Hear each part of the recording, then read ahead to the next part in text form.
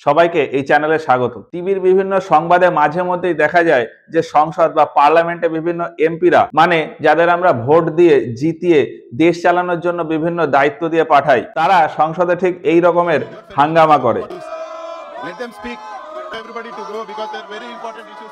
এখন আমাদের মনে প্রশ্ন আসতেই পারে যে এত বড় বড় ব্যক্তিত্বের মানুষ হয়েও সেখানে গিয়ে কেন এরকম ঝামেলা, হাঙ্গামা, তর্ক বিতর্ক, কথা কাটাকাটি এই সমস্ত করে? তাদের কি আর কোনো কাজ নেই? উত্তরটা হলো আছে। সংসদে যে সমস্ত এমপিরা থাকে তাদের প্রত্যেকটা কাজের জন্য একটা নির্দিষ্ট টাইম নির্ধারণ করা থাকে। এই যে বিভিন্ন হাঙ্গামা, ঝামেলা, কথা কাটাকাটি এই সমস্ত আমরা দেখি, সেটা সারাদিনের ভেতরে একটা পার্টিকুলার সময়ের ঘটনা। তাদের যে আসল কাজ অর্থাৎ দেশের বিভিন্ন সমস্যার সমাধান নিয়ে আলোচনা, নতুন কোনো নিয়ম তৈরি বা পুরনো নিয়মকে সংশোধন করা, এইসব নিয়ে যে যাবতীয় কাজ, আলোচনা, মিটিং, ভোটিং, এই সমস্ত কিছুই আমাদের টিভিতে দেখানো হয় না। তো সংসদে কখন কি কাজ হয় সেই ভিত্তিতে সংসদের কাজের সময়কে 3 ভাগে ভাগ করা যায়: কোশ্চেন আওয়ার, জিরো আওয়ার আর লেজিসলেটিভ বিজনেস। তো এইগুলো কি, এগুলো এক এক করে দেখি। দেশকে ঠিকঠাকভাবে চালানো বা দেশের বিকাশের জন্য বিভিন্ন কাজ বা দেশের আন্তর্জাতিক সম্পর্ক ঠিকঠাকভাবে বজায় রাখা, এই সমস্ত কাজ দেশের সমস্ত এমপিরা মিলে করলেও বিভিন্ন কাজের জন্য আলাদা আলাদা ডিপার্টমেন্ট থাকে।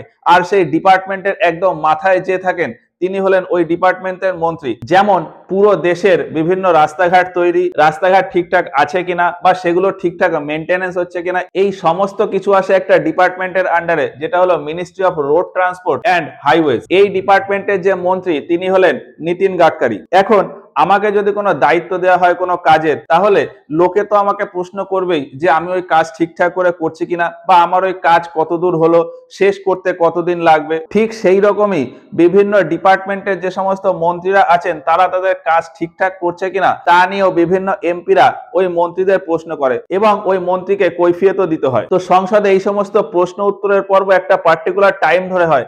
এই টাইমটাকেই বলা হয় কোশ্চেন আওয়ার আর জিরো আওয়ার। সংসদ সপ্তাহে 5 দিন চলে, সোমবার থেকে শুক্রবার, আর সকাল 11টায় খোলে এবং সন্ধ্যা 6টায় বন্ধ হয়। অর্থাৎ এমপিদের কাজের টাইম হলো 11টা থেকে 6টা। এই 11টা থেকে 12টা এই টাইমটাকে বলা হয় কোশ্চেন আওয়ার। 12টা থেকে 1টা এই টাইমটাকে বলা হয় জিরো আওয়ার। 1টা থেকে 2টো পর্যন্ত লাঞ্চ হয় এবং 2টো থেকে 6টা পর্যন্ত বিভিন্ন লেজিসলেটিভ বিজনেস হয়, মানে বিভিন্ন আইন তৈরি, আইনের সংশোধন, বিভিন্ন যে ডিসকাশন সেগুলো হয়। এবার আমাদের সংসদে দুটো সদন থাকে, লোকসভা আর রাজ্যসভা। এই লোকসভা আর রাজ্যসভার ক্ষেত্রে কোশ্চেন আওয়ার আর জিরো আওয়ারটা আলাদা আলাদা হয়। লোকসভার ক্ষেত্রে কোশ্চেন আওয়ার হয় 11টা থেকে 12টা আর জিরো আওয়ার হয় 12টা থেকে 1টা।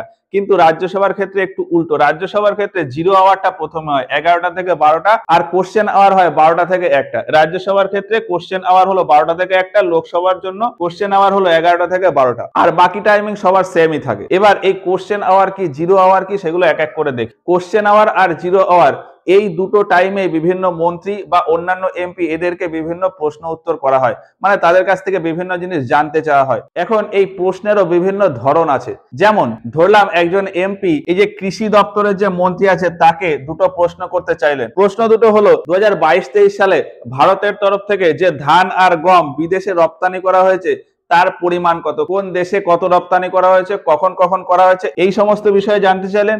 আর ভারতবর্ষে কৃষকদের যে করুণ অবস্থা সেটাকে দূর করার জন্য ওই কৃষি দপ্তরের মন্ত্রীর তরফ থেকে কি কি ব্যবস্থা নেওয়া হয়েছে বা ওই ডিপার্টমেন্ট থেকে কি কি ব্যবস্থা নেওয়া হয়েছে সেগুলো জানতে চাইলেন। এবার এই দুটো প্রশ্নের ক্ষেত্রে ওই যে এমপি প্রশ্ন করলেন তিনি চাইলেন যে আমার এই যে প্রথম প্রশ্নটা, এই প্রথম প্রশ্নের উত্তরটা আমার রিটেন অ্যান্সার চাই, মানে কোন দেশে কত এক্সপোর্ট হয়েছে, টোটাল কত এক্সপোর্ট হয়েছে, কখন এক্সপোর্ট করা হয়েছে, একটা রিটেন ডকুমেন্ট চাইলো। আর আরেকটা যে প্রশ্ন করলো এই কৃষকদের করুণ অবস্থা নিয়ে, সেটা তার মুখ থেকেই শুনতে চাইলো যে কি কি স্টেপ নেওয়া হয়েছে, তার জন্য কোনো লিখিত ডকুমেন্টের দরকার নেই। তাহলে এই কোশ্চেন হলো দুই টাইপের। এক টাইপের কোশ্চেন যার উত্তরটা আমার লিখিত দরকার, আর আরেকটা টাইপ হলো যার উত্তর আমার লিখিত দরকার নেই, মুখে মুখে উত্তর বললেও হবে। তো যে প্রশ্নের উত্তর আমার মুখে মুখে দিলেই হবে সেই প্রশ্নকে বলা হয় স্টার্ট কোশ্চেন বা তারাঙ্কিত প্রশ্ন। আর যে প্রশ্নের উত্তর আমার লিখিত দরকার, যে প্রশ্নের উত্তর কোনো মন্ত্রী লিখিত দেয়, সেই প্রশ্নকে বলা হয় আনস্টার্ট কোশ্চেন। তাহলে কোনো মন্ত্রী যে সমস্ত প্রশ্নের উত্তর লিখিত উত্তর দেয় সেই সমস্ত প্রশ্নকে বলা হয় আনস্টার্ট কোশ্চেন, আর যে সমস্ত প্রশ্নের উত্তর ওরালি মানে মুখেই বলে দেন সেগুলোকে বলা হয় স্টার্ট কোশ্চেন। এই যে বিভিন্ন এমপি বিভিন্ন প্রশ্ন করে, সেই প্রশ্ন জিজ্ঞেস করারও লিমিট আছে। এমন না যে যে কোনো এমপি যে কোনো একজন মন্ত্রীকে যত খুশি প্রশ্ন করলো। একজন এমপি কোনো মন্ত্রীকে ম্যাক্সিমাম 5টা প্রশ্ন করতে পারে, একদিনে ম্যাক্সিমাম 5টা প্রশ্ন করতে পারে। যেমন একজন এমপি এই কৃষি দপ্তরের মন্ত্রীকে কৃষকদের করুণ অবস্থা নিয়ে ওরাল উত্তর চেয়েছিল, তাহলে এইরকম প্রশ্ন ম্যাক্সিমাম 5টা প্রশ্ন করা যেতে পারে। ওই 1 ঘন্টা মানে এই কোশ্চেন আওয়ারের ভেতর যে 1 ঘন্টা টাইম, এই 1 ঘন্টা টাইমে টোটাল 20টা প্রশ্নের উত্তর দেওয়া যাবে।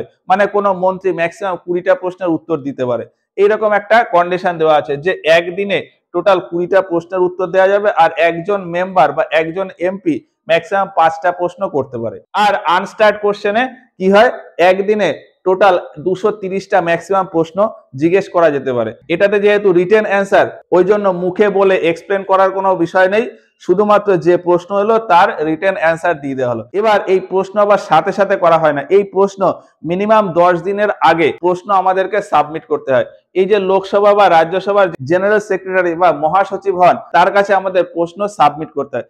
ধরলাম আমি একজন এমপি, আমি জানতে চাইলাম যে এই 2022-23 সালে টোটাল ধান আর গম বিদেশে কত রপ্তানি হলো। তাহলে আমার এই প্রশ্নটা আমি যে লোকসভার যে জেনারেল সেক্রেটারি বা মহাসচিব আছে তাকে আমি প্রশ্নটা সাবমিট করব মিনিমাম 10 দিন। মানে যদি আজকে সাবমিট করি তাহলে মহাসচিব ওই কোশ্চেনটাকে লোকসভার স্পিকারের কাছে দিয়ে দেবে।